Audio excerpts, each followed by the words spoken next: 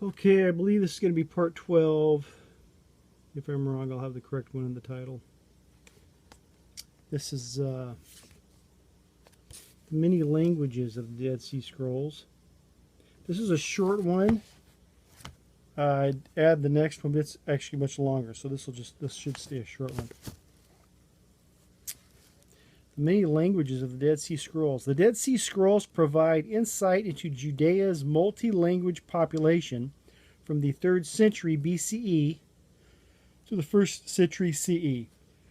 Oh, here comes the yawning. While most of the scrolls were written in Hebrew, the collection also includes Aramaic and Greek texts and smaller numbers of Arabic and Latin works.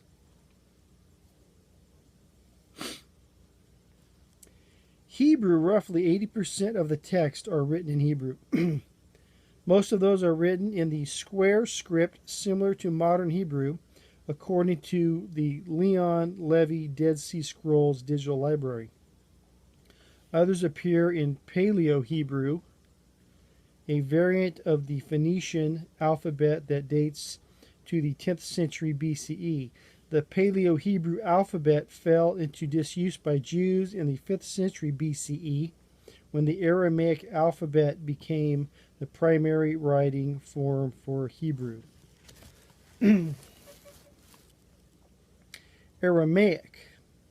About 10 to 13% of the Qumran collection is written in Aramaic.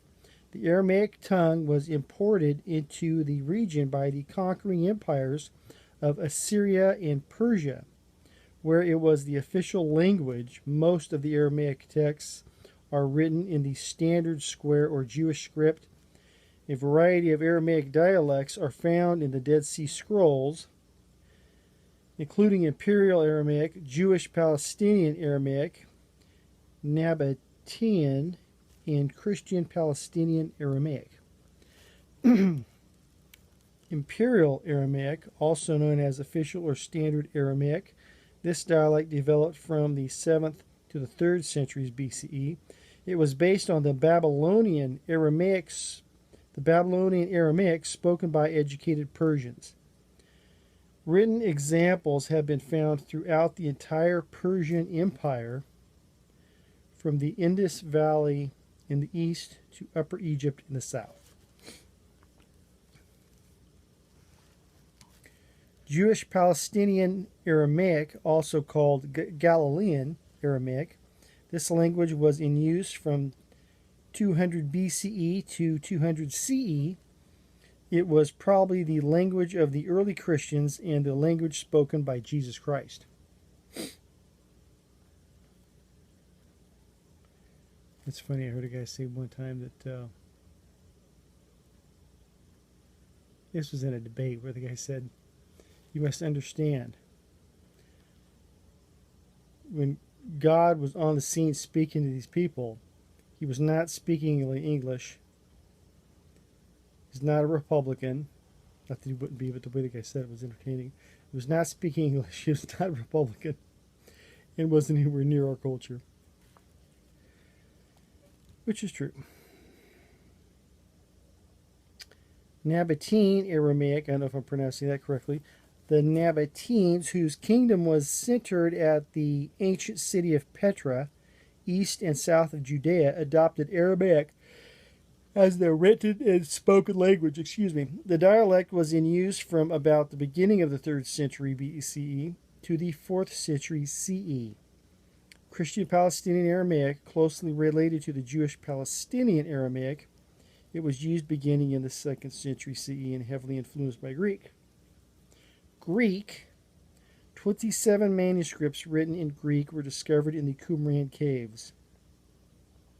All of the Greek texts are written in Koine, meaning common Greek, the language used by Greeks in the Mediterranean region and the Mideast following the conquest of Alexander in the 4th century BCE to roughly 300 CE. I'd have to think on it, but a friend of mine taught me years ago that there's a reason that the New Testament took place at that time and where, and that is because the Greek is such a specific language. as though God planned it that way, because that was the language of the day, and it would be the how would you put it? It would have an impact on the translations we have today. Let's see. It's got a little image here. Aramaic. There's a photo of the language of the Gospels. For centuries, scholars have debated the language in which the Gospels, the first 4 books of the New Testament, known as Matthew, Mark, Luke, and John, were originally written. Some have argued that one or more of the Gospels were written in Hebrew and then translated into Greek. Others claim the Gospels were originally written in Aramaic and translated into Greek. Another viewpoint holds that the Gospels were written in Greek with small collections of Hebrew and Aramaic sayings. To date, all evidence points to the conclusion that the Gospels of Matthew, Mark, Luke, and John were all written originally in the Greek language. No manuscripts or fragments of an Aramaic text of the Gospels have ever surfaced. Like I said, this is going to be a quick one. The next one is, I might have to do in several videos. I don't know if I could read, it's like 6 pages. The next one is going to be the non-biblical works.